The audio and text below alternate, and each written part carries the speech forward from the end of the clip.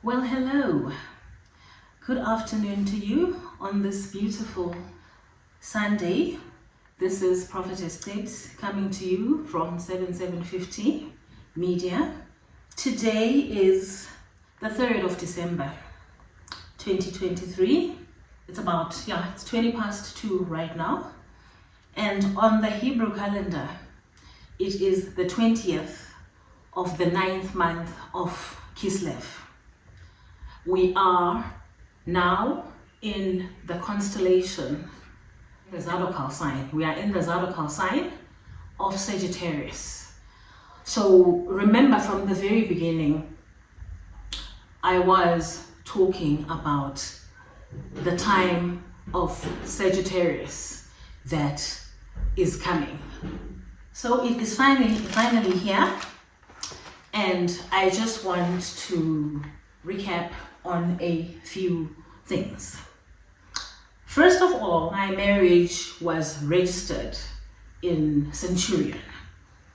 So that's one of the relevant mentions of the place of Centurion, because when I got married, my marriage was registered in Centurion at the Home Affairs there.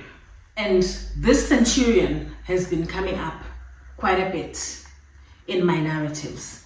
And in one of the narratives, I spoke about how I dreamt of a certain individual telling me that he is moving to Pretoria to go and stay with a certain girlfriend of his. But someone else told me that the girlfriend was in Centurion. According to my understanding of my dreams and the way the situation unfolded when I started during September, which was the 9th month. So Kislev is the 9th month on the Hebrew calendar, but I started in the 9th month of the Gregorian calendar. As the dreams have been playing out and certain things were coming to light, I concluded that there are two separate girlfriends. It's not one girlfriend.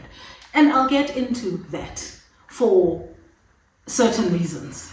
Right. What I want to do now is I just want to make some things very clear. The song Remember the Promise You Made by Cock Robin has a French version that is performed by a Belgian singer called Kate Ryan. And it is called La Promesse. Okay, so that's what it's called. And I made my notes here about that song and the fact that it's done by a Belgian singer. And remember, please, by the way, when I mentioned in one of the videos that when my parents left to go into diplomatic service, I was 12 years old at the time. So my father was posted to Belgium, to the Kingdom of Belgium. So I lived there for 3.5 years. And I went to the British School of Brussels there.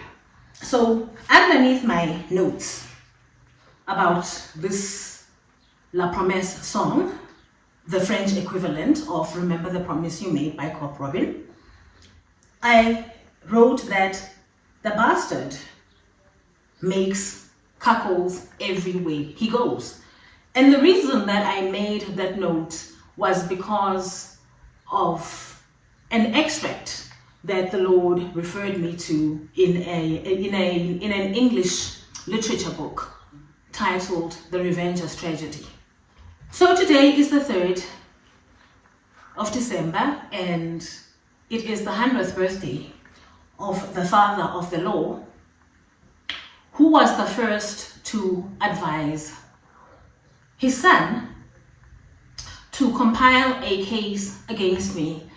And at that point in time, they were compiling a case, and one of the allegations under that case was that I was an unfit mother for my children. This was as early as 2010, soon after I had left my last job at Mercedes-Benz. But you know, when you have done the work that God expects you to do, first in delivering yourself in understanding who He is in your life as a Christian. And also in being willing to open up your spirit so that God can teach you. The answers come after you have done the work. So lately, every time I open YouTube, there are videos about narcissists.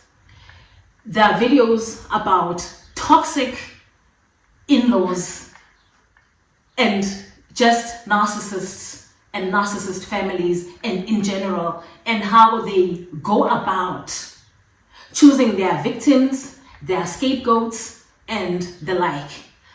I've been through those lessons with the Holy Spirit, but what He is now doing is He is confirming through the videos that I see that I've done the work. So I've done the work, it is finished. And I must now move on and transition to the next place in my life. So one of the people that I found on YouTube is, apologies, my daughter's dog, Cody, needed to get out of the room. But anyway, I was talking about a man that whose videos I've been seeing. I haven't been watching a lot of them, but I've just been seeing him pop up a lot. And he's got an account on YouTube called Narc Daily, and his name is Andrew Gilroy from the Carolinas. So he does a lot of teachings on the narcissist, how the narcissist will yoke you, and then the narcissist will mutilate you, and then the narcissist will discard you. And then when he discards you, the narcissist, of course, it's because he has trained up new sources of supply. And when he thinks that he's got the shiny new toy, that's what he'll be displaying everywhere, while behind their back, he's grooming several others that will be in a position to take over from her when he has done using her. Another one of these people on YouTube that I've seen is a man called Dave. And his account is called Narcology. And I watched one or two of his videos where he describes how narcissists will always triangulate you. And they are never short of people that they are going to use in the triangulation cycle. So, and I've been talking about that, so I know all of it. I don't actually need, these are just confirmations that God is now saying, okay, you've dealt with all of that, so now we are going to move on. And so I made my notes here saying, I have made it and have survived the abuse of a malignant narcissist and a psychopath. And now my divorce is going to come through. And I can be everything that God has called me to be, 100%. I can now fully serve Him because I won't have to be dealing with the rubbish of this marriage. Right. Talking of the number 100, how could I forget that it is the big 100 of the father of the law? It takes a psychopath to father an evil brood after himself. I've been hunted and endangered in my own house where I should have been safe. And in fact, where I should have been safest, with my children. But who cares about me or my children? They are just a pawn in a sick game, and in the sick games of a toxic family. You know, 1 month after my father passed away, I had to go back home to help my mother, and I had to go a bit ahead of my other siblings because I was available, and I'm the one that has been consistently going home while I was working there. So I went home to attend to certain matters because a month after the burial of my dad, we had to do a cleansing prayer and host a tea for that, for the church. So off I went, and I thought that I was leaving my children at home to be looked after by the person that I left them with. On Friday, the 4th of March, whilst I was at home, my older daughter at the time was going through just some anxiety and depression. So on that particular day, she just wasn't feeling okay. And she woke up that day and she just felt things were bad. She called me around 10 o'clock in the morning and she said, "Mom, I'm not all right." I said, "Okay, baby, but where's the person that I left you with? Because they should most probably just take you somewhere for counseling." And lo and behold, my child had been told that this individual was going out to go and live life. And if she wanted to be a loser like her mother, she could go right ahead. But basically she was told, "I don't have time for you because I've got life to live and sort yourself out." Sorry about that, I had to attend to the dog. Fortunately for me, I'm a very prayerful woman and I pray without ceasing. I had to keep my daughter on the phone for 2 hours, from 10 until 12. Fortunately for me, because I was working for a telecom company, they had put a landline for me in the house for work, as well as Wi-Fi.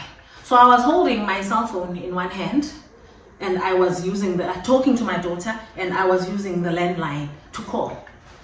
I searched the internet and I wanted to find a Christian counselor so that my child could go and be helped. After searching a few times and looking through a few names, I found one lady, a Christian lady who's a pastor. And I called her offices and I asked for an appointment and they said they don't have. I continued pleading and begging and I said, "Please, make a plan for me. I just need for my daughter just to see somebody, even if it's just 10 minutes. I know that all she needs is just to see someone. And after that, I'll be back and, we can then make a proper appointment." And I had to be juggling the phones. I'm talking to my daughter one side, I'm talking to them one side. A while later, they called me and they said there's an appointment at 12:30. The reason I still carried on being on the landline on the other phone is now I needed someone to help me to pick up my child because she had been left here basically for dead by a person that is meant to be trustworthy with the life of the child, but they couldn't be bothered. I had to call the woman that I pray with. Her name is Triumph Robinson. I phoned her and I said, "Please drop whatever you are doing. Don't ask me anything." I said, "Drive to my house and go, and I will stay on the phone with my child. My child needs help. Go, and I will only drop the phone when you get there." Fortunately for me, she didn't even ask me anything. She took her own daughter, Heidi, and she said, "Okay, give us time to get ready." I was still talking to my child one side. I was still making phone calls on the other side. One side, I'm telling my daughter, "It's all right, my baby. I love you. I care about you. And I will never let anything happen to you. Not while I am walking on this earth and not while I am praying to God. It's going to be okay." I had to do that for 2 hours while my friend and her daughter were getting ready and they drove home. I dropped the phone at 12 o'clock. From 10 o'clock until 12 o'clock, I was on the phone with my child. Landline here, juggling. I dropped the phone when Triumph opened the front door and she called my daughter and I heard my daughter responding. And they said, "Nana, let's go." And she then got ready. They prayed for her and they took her to the psychologist. That is how my daughter was saved that day. And then afterwards, they took her to KFC to get lunch, and then they took her to fetch my nephew. Because when I am not here, or when I wasn't here, for whatever reason, when I was working, she would then have to be looking after the little ones, her sister and her cousin. So they took her to school to fetch her little cousin. They brought her back home. And by the time she got back here, she was a totally different person to the person that had been taken in the morning. I thank God that He makes my crooked path straight. What kind of person leaves their own child for dead? What kind of person is so calloused in the heart that they can never tell themselves that somebody else needs me? Let me just be available emotionally and give somebody some love. I had to do that, bereaved as I was after losing my father. And because I had nobody else to ask, I had to ask people from church. The church that I was being laughed at for going to, Christ Embassy 4 Ways, that's where I met this lady. And her daughter was still a teenager at the time. But she's now a fully grown woman. And because of that relationship that God has allowed me to keep, my child was able to get help on that day, though I thought that I left her with someone that should have loved her and should have been as caring to her as I was. But we live and we learn. And so now I'm going to read a certain scripture from the book of the Apocrypha. And it says, it is from the Wisdom of Solomon. And it's chapter 3. I will take it from verse 13. It is titled, The Importance of Virtue. On Judgment Day, God will reward the woman who has never been able to have a child, provided she has not been guilty of adultery. Then she will be happy. On that day, even the man who has been castrated will be rewarded with happiness if he has kept the law and has not stored up resentment against the Lord. Because he has been faithful, he will receive a special reward more precious than having children, a place in the Lord's heavenly temple. Honest deeds are like a tree that bears marvelous fruit. Wisdom is like a root that is alive and can always send up new shoots. But children born of adultery or of a forbidden union will die an early death. Yet even if they do live a long time, they will never amount to anything. They will not be respected in their old age. And if they die young, they will have no hope or comfort on Judgment Day.